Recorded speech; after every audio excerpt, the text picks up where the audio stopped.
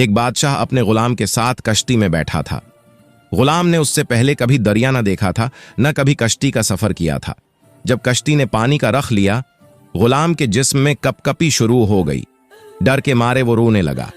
बादशाह को उसका शोर तकलीफ देने लगा। तब एक दाना जो कश्ती में मौजूद था बोला, अगर आप हुक्म दें तो मैं उसे खामोश कर सकता हूं। बादशाह ने इजाजत दी। दाना ने इशारा किया और मुलाजिमों ने गुलाम को दरिया में फेंक दिया। जब गुलाम ने कुछ गोते खाए तो उसके बाल पकड़कर वापस खींच लिया गया। अब वो चुपचाप कश्ती के एक कोने में दबक कर बैठ गया। बादशाह ने हैरत से पूछा, यह तो कमाल हो गया, इसमें क्या हिकमत थी? दाना मुस्कुराया और बोला, बादशाह सलामत, आराम की कदर वही जानता है जो मुसीबत झील चुका हो।